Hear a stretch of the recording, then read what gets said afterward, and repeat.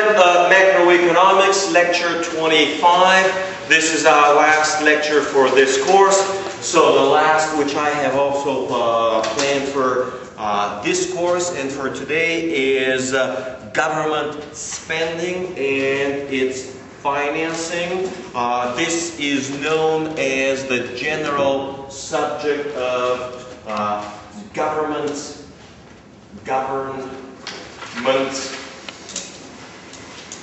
economics. And again, this is about government spending and its financing. The more modern word, which is used practically on a daily basis by the profession, is simply called public finance.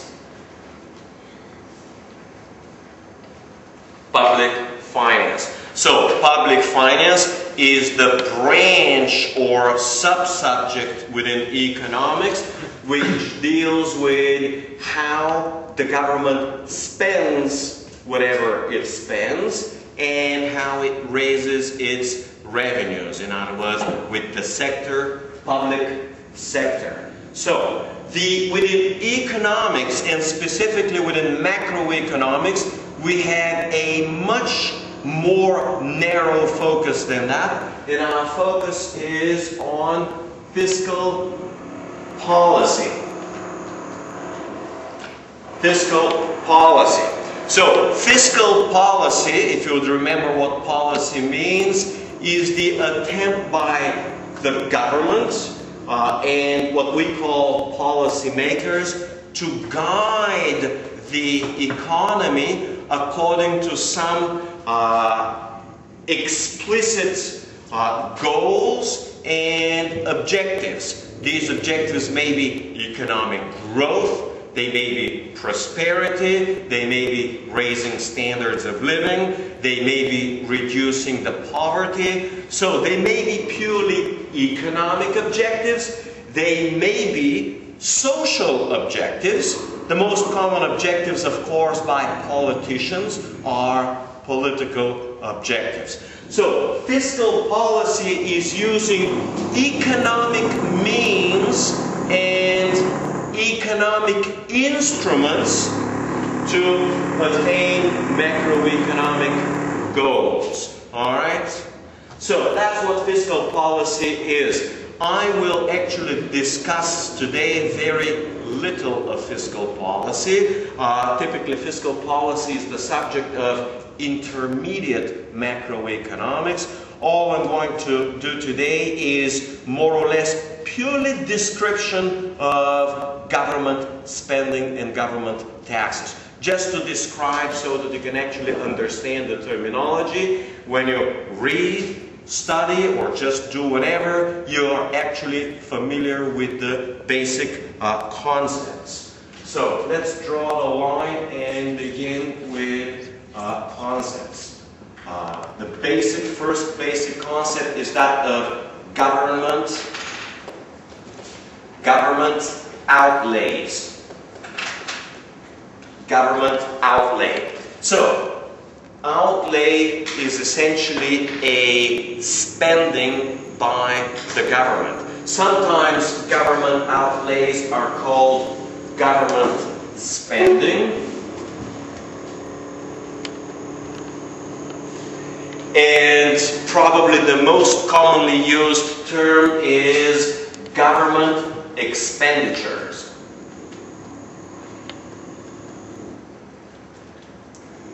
Government expenditures. So, government expenditures or outlay is the total spending by the government during a period of time, typically 1 year. So, this is a concept related to a period concept. As such, it is not a stock, but instead it is a flow variable.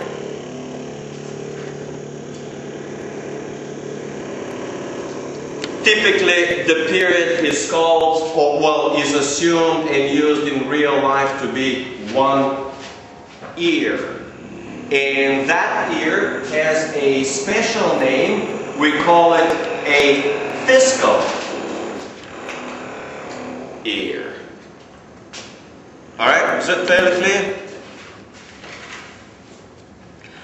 Alright, now we have, within government outlays, we have 3, I would even say 4 major categories of spending. In other words, what is the official standard classification? So, classification.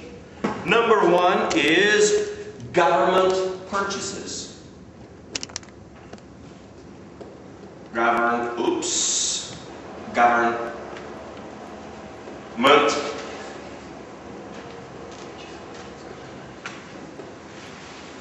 purchases.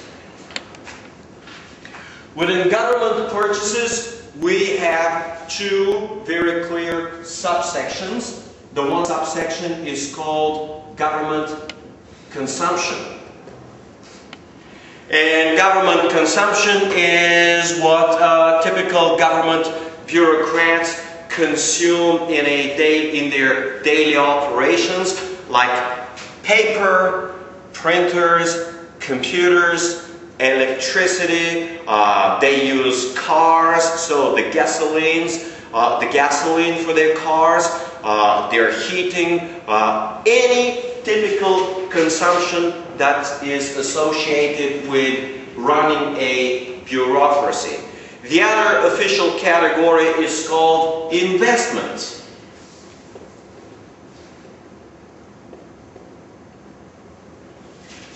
Typical investment for a government will be associated with physical infrastructure.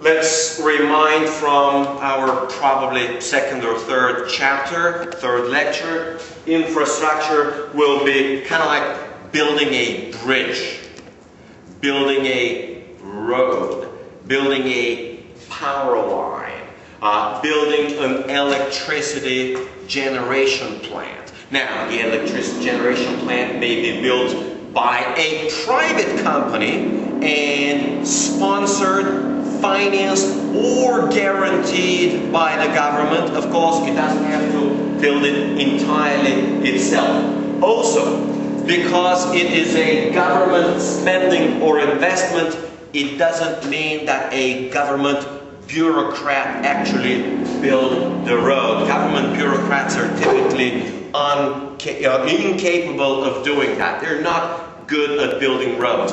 What they would actually do is hire a private company, a contractor that will actually build the road. Of course, the contractor will be related to a politician who will be giving the money to its close relative, right? All this kind of stuff. You know how corruption works. I'm not going to get into that today. Alright, so that will be infrastructure. And the other type of investment, which is government is very heavily involved, is investing in human capital, investing in brains. So, human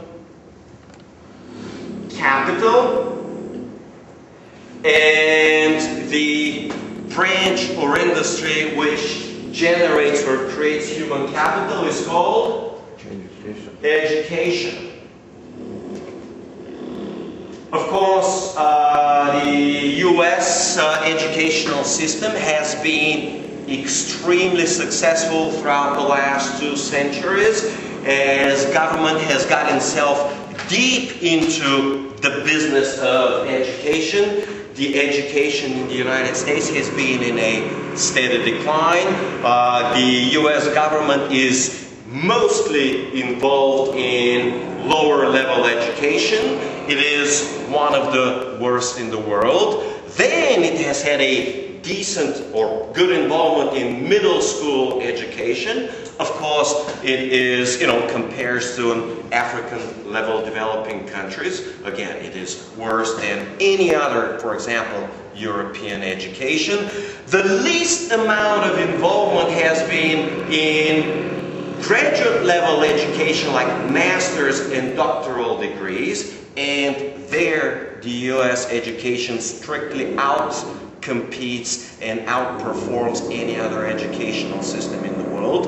What you can see is that the higher the involvement of government in an educational sector, the worse its performance, and the least the involvement of government, the best the performance. That's a typical correlation that you will be observing in general in economics. In general, anywhere that the government puts your hands into and begins to manage, usually the result is called mismanagement. Alright? So, investment. Governments have typically proven to be one of the worst investors in the world. Of course, they are not driven by returns. Second, they do not suffer from the discipline of the market. Three, if there is a bad entrepreneurial decision, the market would typically wipe out or bankrupt any entrepreneur, but if it's the government, no problem. They'll just tax more the people, and that will cover up the mistake. So, when it comes to government investing, there is no discipline that the market imposes on the government. Whenever there are losses, they are just borne by the taxpayer. Alright, next B category is called government transfers or transfer payments. Transfer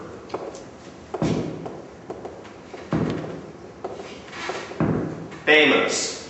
What is a transfer payment?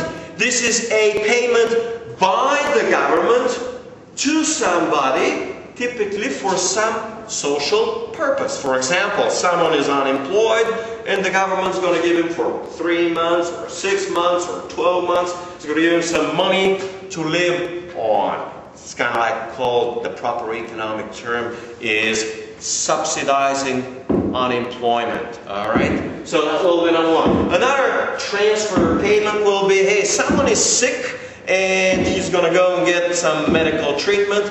The government is going to pay for that treatment. So that will be another example. Let me see what else might be. The general category is called social security. Social security.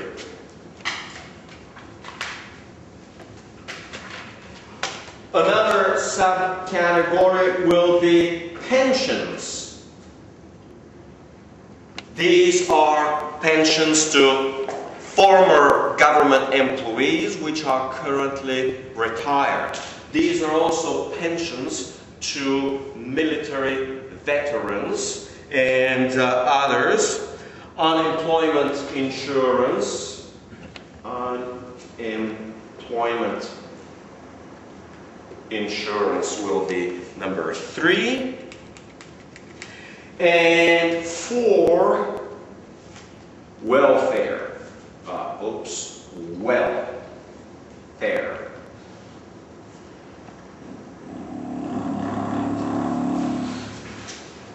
Payments. A welfare payment is a payment to somebody or someone or some family which is deemed by the government to be fairly poor and ill-equipped to take care of itself. Why would the government pay money to those kind of people? Well, number one, if these people get and stay hungry for a while, they usually involve themselves into activities which the government dislikes.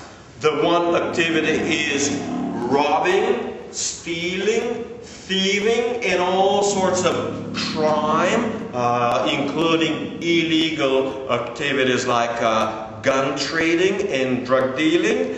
And the other activity which usually takes root over time is kind of like social disruptions where people get together to overthrow the government. So government rather have paid them some money to keep them quiet, and of course the more important goal is to keep them dependent on the government. Alright, so it makes a government dependence. Alright, so transfer payments. Next is interest C. Interest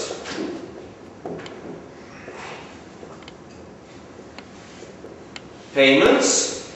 The government has a huge government debt which has accumulated over the last century, so it's got to pay interest on it. Of course, the government also gets some interest. In other words, it would lend money to other people, like who? Like you guys, students. The government would, for example, make student loans, and if it makes student loans, it's going to be collecting some interest, alright? So, these interest payments, there will be also interest receipts. So, the difference between interest payments and interest receipts, we usually in economics like to use the word net. So, we will call these net interest payments. This is the difference between interest outlays and interest receipts. Of course, what the government receives in interest is tiny in comparison to what it pays out. Alright, interest receipts. And there's one last, which the textbook correctly calls minor or insignificant category, but it nevertheless exists, is subsidies and surpluses. It is about 1 or 2%. It is a drop in the bucket. It is economically irrelevant. Doesn't mean much because it's too small to matter. But you should at least be aware. What is a government subsidy? This is a payment made by the government to someone in the private sector in order to support it economically. Because it might be unprofitable, because it might want to prevent its bankruptcy, or because it may be socially desirable. Alright? For many of those reasons, it attempts to affect the production or the output of that particular economic entity. It might be some economic research or financial research or medical healthcare research or university research. It may be payment to some businesses that support local communities in some other ways. It could be even for support to church activities and all of this stuff. You understand the concept of subsidies. And surpluses will be for a government-owned enterprise or business. For example, a government might own a bridge and it will be charging a toll for the bridge. So it may have some little surplus above and beyond the interest that will be paying on that bridge financing. So the bridge was financed with a loan, the government's paying an interest and a principal. Whatever is left over for the government beyond the operating expenses will be kind of like a profit for that government enterprise. Well, that profit is called a surplus. So governments engage themselves in all sorts of enterprises, mostly infrastructural in nature. So the government will be having a share or a ownership in them, and if that business turns a profit, the profit gets or becomes a part of government surplus. Alright, any questions so far? Fairly clear? Why do you say that subsidies and surpluses are so small? For example, in administrative economy, or I don't know how it's called in Russian, where... Okay, well, because this is America, because we're still studying America. In Bulgaria, they are huge. That's why we're fairly poor and fairly backward country. If you're trying to tell me about Russia, that would also explain a big part of it. Subsidy is effectively paying money to inefficient businesses. So, a subsidy, the true economic meaning, is trying to support a business which at its nature is inefficient. So, if something is inefficient and the government pays to support for it, it effectively prolongs the inefficiency, and the overall inefficiency brings down the standards of living. So, one of the characteristics, and now I'm jumping big time into growth economics or development economics, is that typically the poorer the country, the higher the subsidies to inefficient, or what's called related businesses. Related is the Prime Minister's nephew's got his own business, and the Prime Minister, of course, the nephew is not quite capable and not quite smart, and the President's gonna, subsidize his nephew's business. It was typical for us, Bulgaria, where we just had a couple of weeks ago this huge scandal where we have, a guy who's building all the roads, major roads in Bulgaria. It turns out to be related to a government bureaucrat, would be his own brother. So his brother would be channeling to him, all right, let's see what else. At the same time, the monarch of, for example, Dubai, yeah, well, he's not a monarch. He's got a name, well, he's got a title. It's called a sheikh. Sheikh, okay. And he's paying huge amounts of money for, creating hotels or... Yeah, so what about it? Yes, what kings do, kings, sheikhs, and presidents spend on a lot of things, so what's the point? It's not the subsidy, it's just his own spending. Okay, well, it may be a subsidy. It may be his own spending. It may be his own investment. You have to understand, what is the nature? Is the nature a private business which the king wants to stimulate and have more of it? Is it his own government business? You have to look at who owns the business and how the government finances it. Is it free money to support it? Is it a loan? Sometimes the government will provide a government guaranteed loan. This means that when the time comes, if the business is doing okay, it will be paying back the loan to the lender. It will be a private, usually bank or some other private financing. And if the business isn't working out, the enterprise isn't good, maybe, for example, building of a new university, then the government will pick up the difference, meaning will pick up the loss and will cover the losses to the lenders. So government's involved in all sorts of things. We do that. I'm just trying to say, hey, it may be just an infrastructural project. So all of these are possible. But the point to understand for the United States is that this is a minor, and the second point to understand is that the larger the share of subsidies and typically surpluses, but especially subsidies, the poorer the country. There's a nice, good correlation between these two. Returning to the question about inefficiency, like in Belarus, by subsidy information we have subsidized inefficient companies like 50%. Okay. But if government will not subsidize, people will simply get laid off. Is it more harmful? So what? Wait a minute. Who said it's more harmful if people laid off? Did the government say that? Yes. It is not. There is nothing harmful about laying people off which are inefficient. The assumption is always that these people will never ever find a job. That's Of course, not true.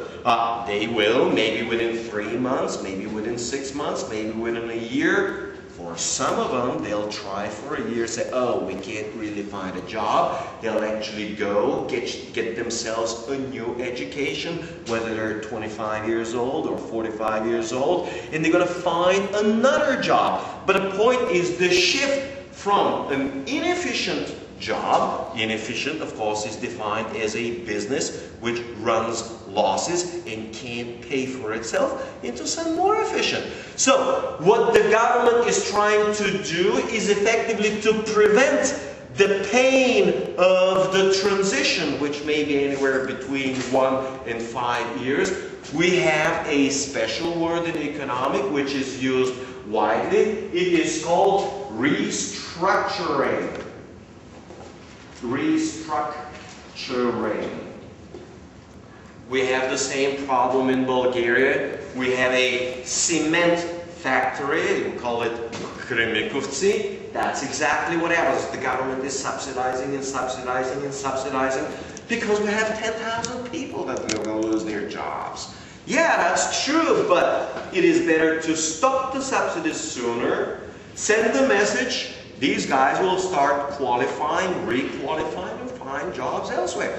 Nothing wrong with that. Of course, in the meantime, the government may have some problems, but in the long term, it will lower government taxes, it will lower the burden on all taxpayers, and in the long term, these guys will be better positioned elsewhere than at their current job. Of course, there's always the problem, and I do admit, and many economists admit, he's only 62 years old, and he's got barely 3 more years to go. He doesn't have a chance, or she doesn't have a chance to change her qualifications, find a new job, and all of those things. So this is where the government should focus on those in an advanced age, soon to retire, and let the rest handle themselves the best way they could. Of course, the government could always provide them with some unemployment benefits for 3 months, maybe for 6 months, maybe an extended benefit, maybe, let's say, subsidize their education, qualification. The government can do a whole lot better things than just keep them there inefficient and impose the burden on all taxpayers and impose necessarily lower standards of living. Is this kind of clear? It's the same old story. I've covered it at least 10 times in this course, and it is somehow easily forgotten, but that's why you're taking this course. Next, let's see, what do I have next?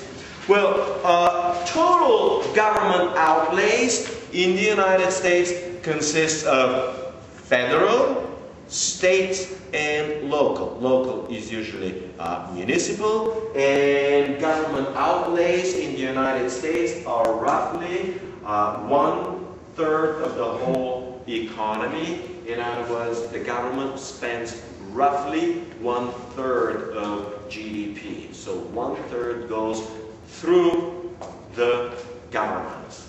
Of course, doesn't mean the government collects it all, because the government may be running deficits. All right, let's see, question. Is this a good figure or not? And, well, good from what point of view? If I am a military contractor in the United States, and the government is paying me 3 times more to, make a pen, this is a great figure. So, when you're asking good or bad, you gotta ask from what point of view.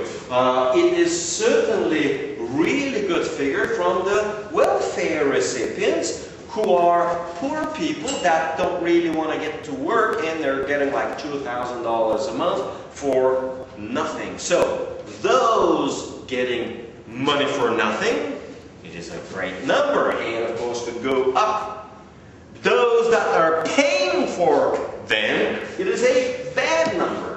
So, now, do you want to rephrase your question? When you say good or bad, you got to give me either some ethical concept or some macroeconomic variable.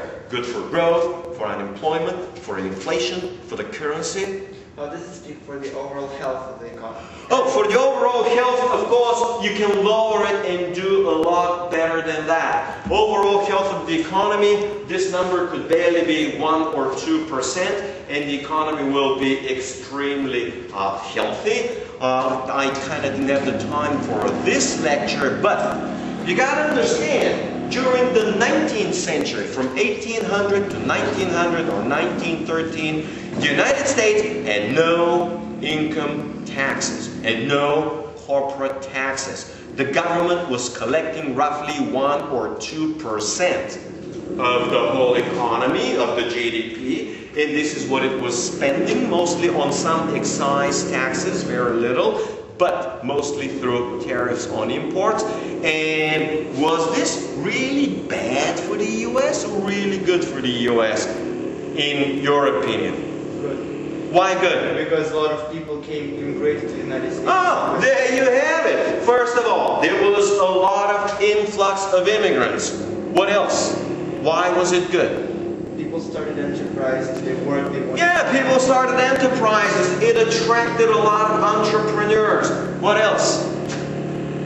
Well, here's the deal, guys. Do you guys understand when was kind of like California was, really populated? Gold rush. Yeah, the gold rush in the mid-1800s, 1847, 1848, gold was discovered over there. Do you guys understand that in 1800, very little of America was populated? It had like 13, 15 states built. I mean, barely a quarter or a fifth of America was effectively populated. So most of the expansion for the West went through in the early 1800s.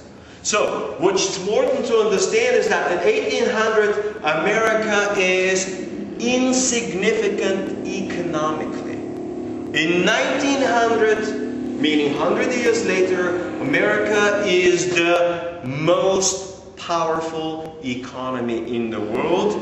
It is the most important economy in the world, and it has surpassed somewhere in the 1870s or 1880s Great Britain. So 1800, it is just a somewhere, and kind of like a spot on the map with no economic significance, and 1900, it is the greatest economy in the world.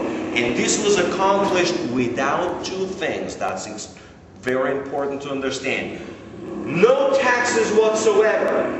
Taxes were strictly prohibited by the Constitution, okay? And the other important was no central bank. Central bank was established in 1917, and, oh, sorry, my mistake, 1913 was established the central bank, 1917 was established the personal income tax. So the 19th century had an insignificant country with no monetary policy, no fiscal policy, of course, no paper money of its own, no central banks. Well, it had two central banks in the 1800s for a short period of time, which went promptly bankrupt. But without central banks and without monetary policy, America and fiscal became the greatest country, the greatest economy, and the greatest economic, and a little later on, military might in the world. And for that, you don't need a government. All right? You got to understand that. And this is one of the best experiments in the history, economic history of human civilizations, that with little or no government intervention in the economy, an economy can rise to be the world's foremost economic, military, political, or any other technological power in the world. What were the preconditions for establishing Federal Reserve System? What were the preconditions for establishing? Oh, the preconditions were bankers getting their act together, realizing they could profit infinitely more if they had a central bank to bail them out. We call this a lender of last resort. And bankers generated, or what we call properly in English, engineered the panic of 1907, where they decided that they can't run anymore like that with the discipline of the market, that they would be profiting infinitely more, JP Morgan and other bankers. So what they decided is, they got their act together, they decided they're going to inflate the hell out of the economy, which they successfully did prior to 1907. Then they cut off credit, started calling in loans, they created a classic deflationary bust. So they created a credit crunch, a credit squeeze, a deflationary bust. A lot of people lost a lot of money. The economy went deep down. In 1907, the panic of 1907, with all of its devastating consequences, was proclaimed to be the evil of free banking. And because every other nation in the world, well, developed nation in the world, like every European country, including at that time a backward country like our own Bulgaria, possibly certain Russia, they were the only ones in the civilized world without a central bank. And then they say, see what happens? We don't have a central bank. Devastation and ruins engulfs the country. We gotta get ourselves one. Of course, Americans were strictly against putting in a central bank, because Americans back then understood clearly that centralization it was an evil. So the only way that they could sell it, and they did sell it that way, is that the central bank is actually not a central bank. It was never called a central bank. It was called Federal Reserve, and it would be split in 12 different Federal Reserve districts. So what they called it was effectively to be decentralized central banking system. So say, oh, it's just going to be a lender of last resort. It's going to be decentralized. It's going to have 12 different branches, each working on their own, all this kind of stuff. But the idea at the core was a classic central bank ever since 1690, when was the first central bank, Bank of England. So ever since that time, America was established. They bankers wanted to create for themselves a central bank. But you guys still get me. We can talk for the rest of it. Let's get back to fiscal policy. All right. Let's see. Taxes. So let me try. Well, I'll probably use that part of the board over there for taxes. We got 4 groups of taxes.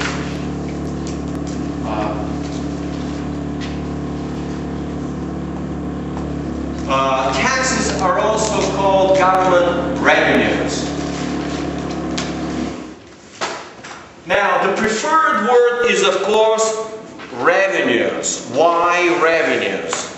Because taxes, people understand that taxes is something that the government takes from you and for itself. So, what is the correct and proper definition of a tax? This is the one which is money, wealth, or income which comes out of people's pocket into the government's coffer.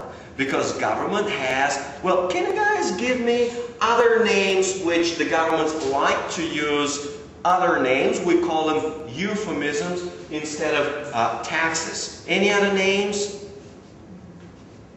Well, they kind of like to use the word receipts, okay? Receipt. Of course, it's a tax. They like to use fee. You register your car, right? And they say $50 fee. Okay? Sometimes, you know, you get to, you also kind of like try to build yourself a house. And they're going to say you need a housing what? Insurance permission. No, permit.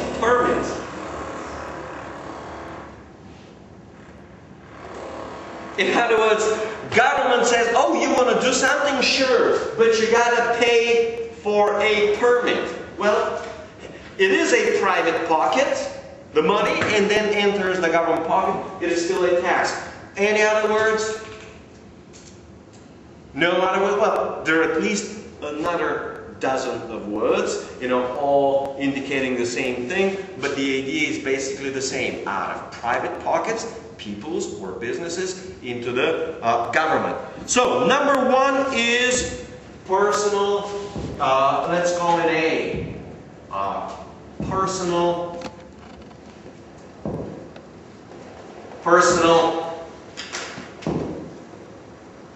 taxes.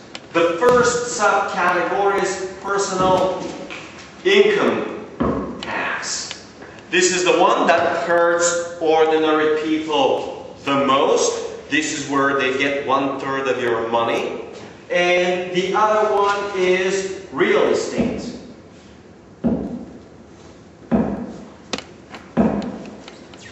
You buy a house, you gotta pay real estate taxes, alright? So, when I had a house, I was paying $1,560 a year to the, in this case will be real estate, so paid to the local government so that they can spend whatever they want to spend on. Income taxes. Of course, when you go to work and travel, right? And they're going to take some income taxes from you, and you're going to try to recover them. Maybe you will, maybe you won't. B will be social. Hold on, guys. Security contributions. Okay, what is it somebody wanted to say? Alright, so, section number 2, or the other, so the first type is personal income taxes, social security contributions. Remember, some people, what does it mean social security? Social security means paying people not to work. Alright? That's the economic need, is paying people not to work. Well, someone has to pay, so people do contribute. 7.5% workers contribute out of their paycheck to Social Security, and 7.5% employers contribute. If you're self-employed, you gotta pay up 15% of your whatever income or profit. You gotta pay up for Social Security. So this is a very hefty pay that people gotta do. There is no way around it. You work and travel, which means that whatever money you earn, your income tax, personal income tax, you might be able to get most of it, but there is no return. And it's the one and only tax that you can't get back after a while. So usually this is a contribution. Oh, here is another one. Permit, receipt, fee, permit, contribution. All right.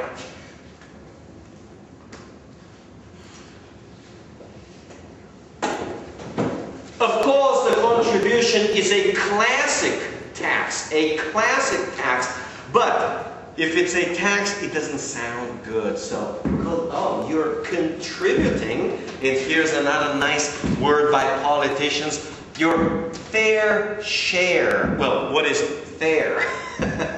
Well, fair is what you're expecting to get back out of it, but I'm not going to get into the subject of fairness. 3 is, in this particular case, becomes C, indirect business. Indirect business taxes. In the United States, this will be the sales tax, which most states charge consumers. When I was in Ohio, I was paying like 5-6% sales tax on top of everything else. And sometimes, I think in this category will be excise taxes. There are also indirect business taxes. So, for example, you fill up gasoline and the business will pay up a certain amount. Of course, the business puts it on top of the current price. So the consumer, of course, pays for it, but it taxes the business indirectly. It actually taxes the consumer indirectly. All right. So that's another one. And the last for D is corporate taxes. And this is the percentage of profits which corporations, or more generally businesses, but typically corporations, usually pay as taxes to the government. Corporate taxes, sometimes it is actually known as, and sometimes even called, profit tax. Or profit taxes, all right?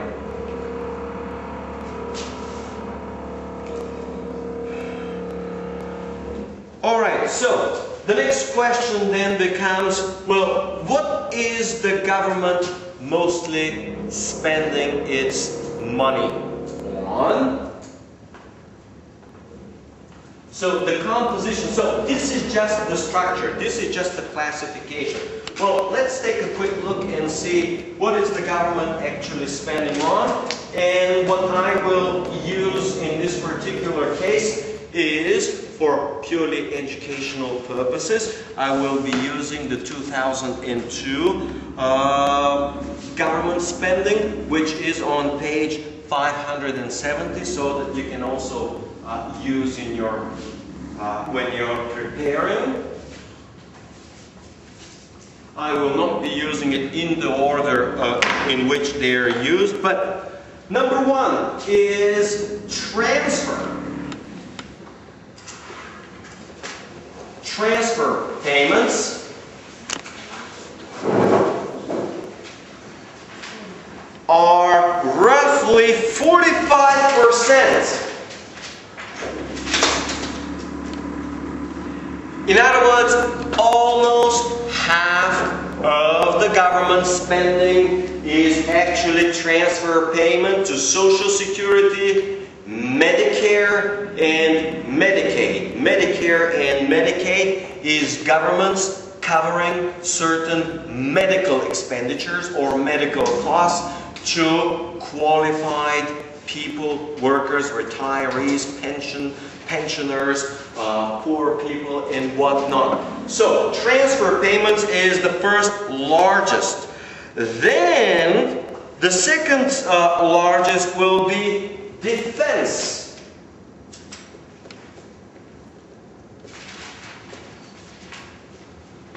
Defense spending, which is roughly 10%. Very important note. It was 10% at 2002. Now it is way more. Why? Because of 9/11. Yeah, well, you got one ongoing war in Afghanistan, which has been going on for what, 6-7 years now, and you got yourself another war in Iraq. So with two ongoing wars, this must have more or less doubled. What is important to understand is that defense spending, the government usually does not count wars as proper defense spending. It counts them as extraordinary expense. So, usually defense spending is for government, Pentagon, bureaucrats, and all the other things with maintaining camps and training and all this kind of stuff. But the proper war operations are not counted in this number. They are actually off budget. They're not even counted in the budget altogether. This is the government's desire to misreport or mislead users of government budget numbers and analysts into what the government is actually doing. I'm not going to be getting into that now. Number 3 is interest. This is just for the states, right? Sorry? This is just for the states. No, this is mostly for federal. Actually, it's got to be all three. Federal, state, and local. No, we should asking for United States. Yeah. Oh, yeah. These are numbers for the U.S. So let's call this 2002 United States. Of course, Bulgaria is radically different. We got very little defense spending. We also got a huge transfer payments, but our system is a lot more corporate. Business system is a lot more corrupt, so we're spending a lot more subsidies and other things on, businesses and related parties. So I'm talking about strictly U.S. here. So this will be interest, as in net interest, roughly 10%. 10%. And another big category is grants in aid. What is it? 15%. So what is a grant in aid? It is a transfer by the federal government to state and local governments for whatever purposes they want to use. For example, for the purposes to support education, transportation, and welfare programs. This is the US federal government's way to keep states and to keep local governments dependent on the central government. In other words, states in the United States have fair, good independence, at least legal, we call it constitutionally independent from the federal government. So, if the federal government can't change the constitution to make them politically dependent, grants in aid is the way that the federal government makes states and local governments to be dependent on them. How does it make them dependent?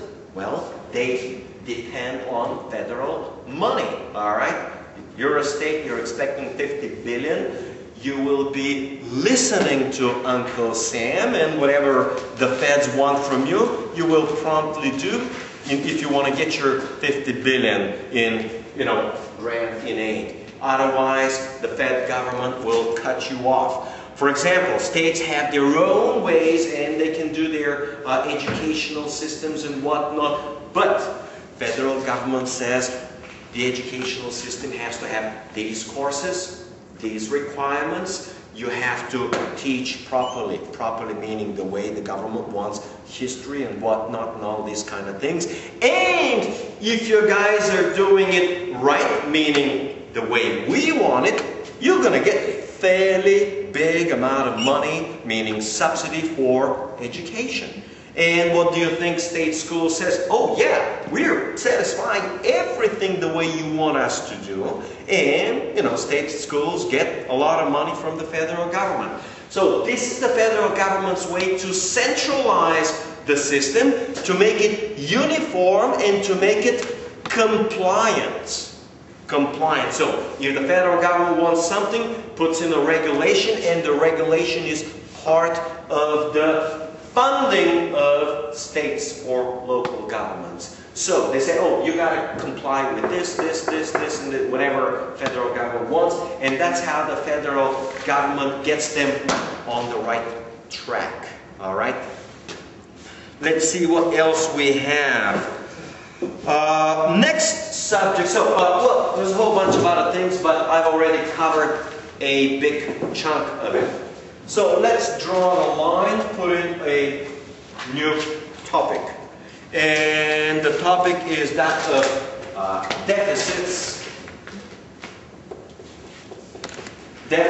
and surpluses. So, when government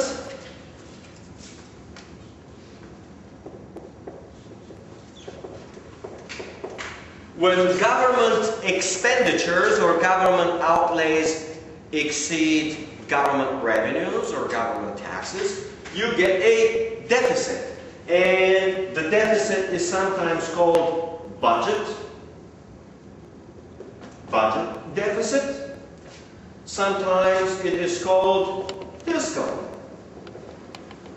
deficit.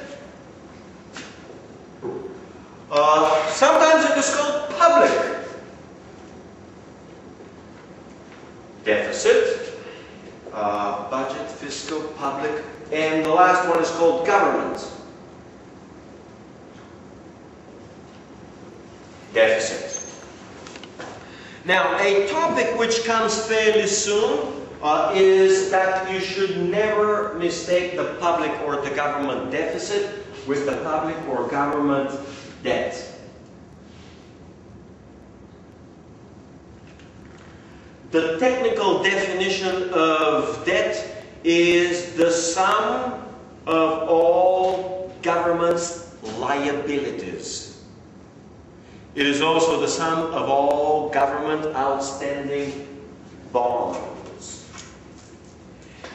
A deficit is what the government is short for the current period, and debt is what the government has accumulated throughout the decades. Deficit is a flow and debt is a stock. Yes, let's call it the bonus point. This is exactly correct. The deficit is for a specific period of time, typically 1 year, and debt is a stock variable, which is what has been accumulated for all periods from way back when government had begun its first deficits. So, usually what you have is debt. This year debt, let's try to write it out. This year debt, so debt in period T is equals in last year's debt in period T minus 1, plus the deficit. Deficit in period T. So, last year's debt and this year's deficit make this year's debt. And this year's deficit also includes the interest. So we are indirectly accounting also for the net interest of the debt. Alright, is that making sense? Alright, so now we have two major concepts which you should be familiar with within the deficit. The first one is called primary deficit.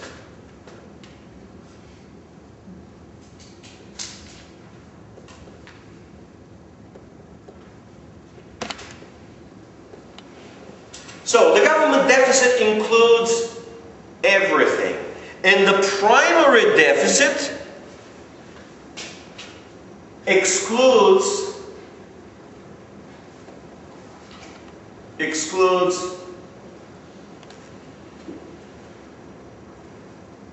interest. If you'd remember, I just wiped it off the board. Interest was roughly 10% of the government fiscal deficit. Primary deficit is one way which politicians use to say, oh, our deficit is not that bad when we exclude interest, because it is not part of the current operation, it is not part of the current debt. Interest is what we're paying on all the debt which we have accumulated throughout the decades or throughout the last century. So, if we're paying a lot of interest, it is not our fault. And they say, we shouldn't really count the interest. Of course, the interest must be paid, but it makes the primary deficit, makes the picture look a lot nicer than it actually is. So politicians like to use the primary deficit, and many economists which like to favor or get a favor from the politicians would usually also provide their analysis based on primary deficit. Why a good quality economist would rather use the primary deficit rather than the real deficit? The answer is, it's going to make look the government a whole lot better. Well, why would a professor want to do that? Well, he's going to get a subsidy or some sort of a research funds from the government. If you make the government look good in your research, government is going to be generous to you. At least that's how it works in the United States. In Bulgaria, it doesn't work that way. If you don't, If you don't, no money for you. All right, I mean, that's how it works. You're not really singing the song or praising the government, then no money from the government to you. Okay? Why in Bulgaria it doesn't work? Some other methods? well, because the government doesn't care about public opinion, what economists say about it. I mean, economists can criticize it to death, they don't give a damn.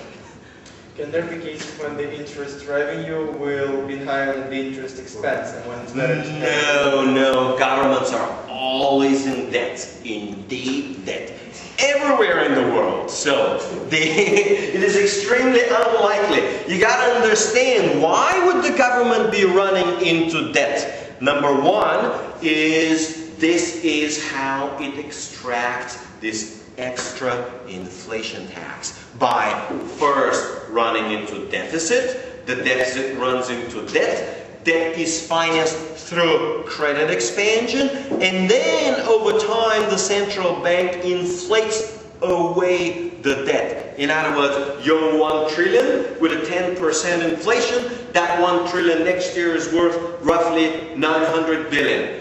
That difference of loss of purchasing power of the debt of the government is the government's effective inflation tax, which it extracts from effectively the bondholders, all right, government bondholders. All right, so the other one is called current deficit.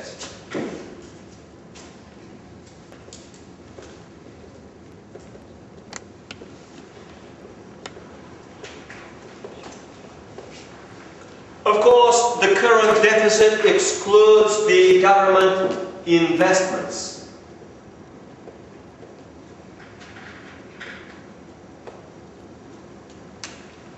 So, this also makes the picture look good, and if you want to make it really good, then what?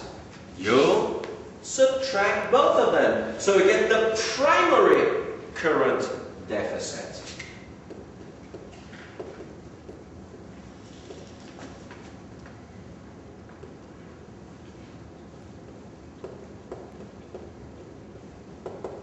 Primary current deficit is the deficit which excludes both interest and current government investments. And let's see what else. Well, I gotta tell you what, this is 15.1, all the way to the very end of 15.1, and we have basically 1 minute left. So, for the most part, I have tried my basic, what I wanted to do, I have done. And as far as I'm concerned, I'm done with today's lecture and with this course. All right, thank you guys.